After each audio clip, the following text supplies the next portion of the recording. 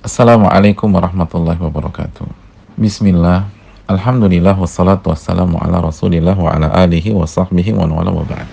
Saudaraku yang semoga Allah muliakan, di saat kita berada di rumah atau menerapkan physical distancing atau social distancing, jaga jarak fisik, bahkan self-isolation, kita isolasi diri sendiri, maka semua menjadi terbatas dan terpangkas.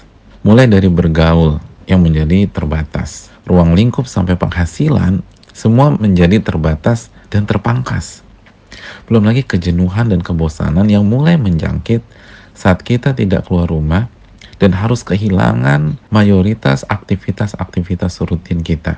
Ini bisa memicu stres bagi sebagian orang. Saat semua menjadi terbatas dan terpangkas, maka ada pintu solusi dalam agama. Pintu itu bernama keberkahan. Berkah secara sederhana berarti penuh dengan banyaknya kebaikan dan kebahagiaan. Sebagaimana dikatakan Al-Imam At-Tabari, Al-Imam Ibnul Qayyim, dan Al-Imam Al-Farra rahimahumullahu ta'ala. Sebagai contoh, Bu Aisyah sakit, tapi sakitnya berkah. Artinya, di tengah-tengah sakitnya Bu Aisyah, itu banyak sekali kebaikan. Beliau ibadah, beliau berbuat baik, beliau bermanfaat, dan sakitnya membuat Bu Aisyah dekat kepada Allah. Dan Bu Aisyah bahagia walaupun beliau sakit. Itulah contoh makna dari keberkahan. Sehingga sedikit tapi berkah itu lebih baik dibanding banyak tapi hampa dari keberkahan. Walaupun di dalam rumah dan menerapkan self-isolation atau menjaga jarak sosial secara fisik, tapi jika Allah berkahi, maka akan lebih menggaung dibanding saat dalam kondisi normal. Dalam kondisi seperti ini, maka ada sebuah ayat yang penting untuk kita renungkan. Ucapan Nabi Isa alaihissalam yang Allah firmankan di dalam Al-Quranul Karim, di dalam surat Maryam ayat 31. وَجَعَلَنِي مُبَارَكًا أَيْنَمَا كُنْتُ. Dan Allah menjadikan aku penuh dengan keberkahan dimanapun dan kapanpun aku berada. Ayat ini menjelaskan bagaimana kehidupan Nabi Isa alaihissalam. Dimanapun dan kapanpun beliau berada, beliau penuh dengan keberkahan. Beliau penuh dengan kebaikan, membawa kebaikan, dan menjalaninya dengan penuh kebahagiaan. Di rumah beliau bahagia dan menebar kebaikan. Di luar rumah pun beliau bahagia dan menebar kebaikan. Kapanpun dan dimanapun, isi kehidupan beliau adalah kebaikan, kebaikan, dan kebahagiaan. Dalam kondisi lapang, hidup beliau membawa kebaikan. Dan pada saat sulit atau sakit pun penuh dengan kebaikan dan dijalani dengan kebahagiaan. Allahu Akbar. Bagaimana cara Nabi Isa mendapatkan hal itu semua? Mau lapang, baik dan bahagia, dan mau sulit, baik dan bahagia. Bagaimana cara mendapatkan keberkahan di saat kita berada di rumah, mengisolasi diri, atau menjaga jarak fisik? Mari kita buka lembaran tafsir ayat di atas. Ada beberapa keterangan jika kita melihat penjelasan ulama tentang apa yang dilakukan oleh Nabi Isa alaihissalam, sehingga beliau diberikan keberkahan oleh Allah. Yang pertama, Nabi Isa alaihissalam adalah orang yang senantiasa menebar manfaat kepada sesama, sebagaimana dikatakan Al-Imam Mujahid. Maka jika kita ingin mendapatkan keberkahan dalam kondisi berat seperti ini, maka selalu berpikir bagaimana memberi manfaat untuk orang lain. Walaupun kita hanya berada di rumah, mulai dari bantu orang rumah sampai bantu sebanyak mungkin orang. Ingat saudaraku, kita punya senjata di tangan kita yang bernama gadget. Gunakanlah untuk men-share info yang positif, atau buat campaign dan program ajakan kegiatan dan aktivitas dari rumah yang bermanfaat, dan share ide-ide usaha bagi yang dirumahkan atau yang usahanya harus gulung tikar karena pandemi ini. Dan prioritaskan memberikan manfaat untuk akhirat seseorang sebelum memberikan manfaat untuk dunia seseorang. Maka insya Allah kita akan menjadi orang yang berkah.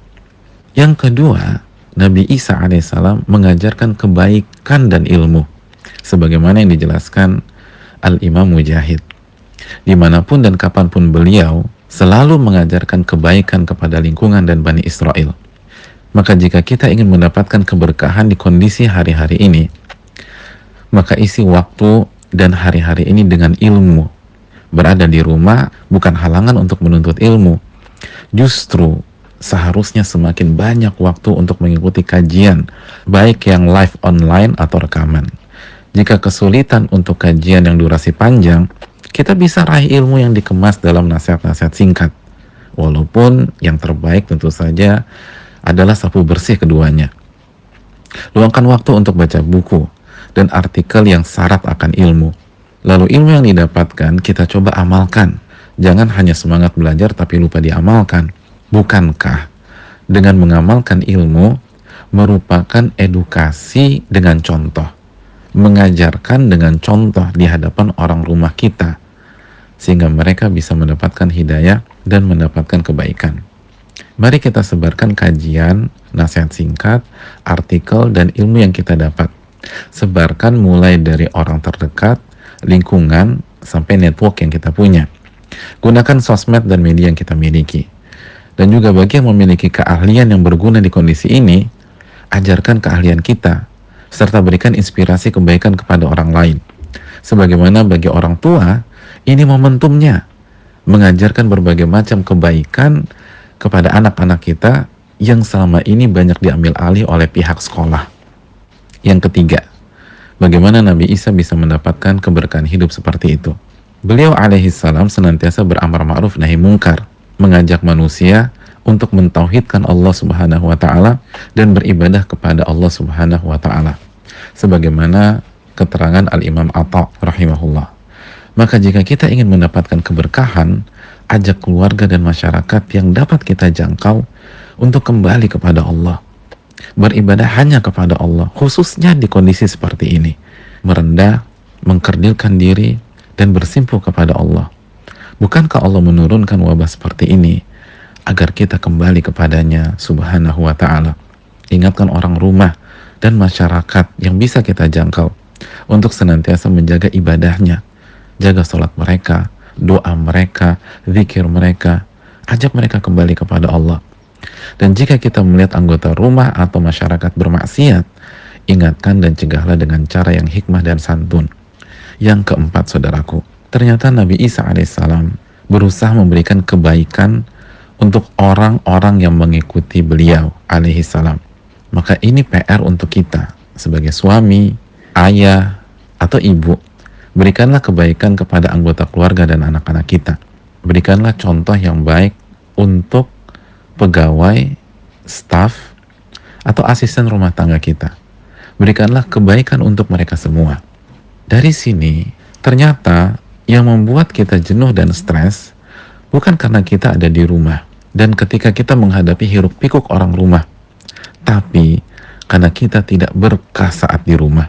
Sebagaimana yang membuat kita resah dan panik bukan karena situasi wabah atau jatuh sakit, tapi karena kita tidak berkah saat wabah atau saat kita sakit.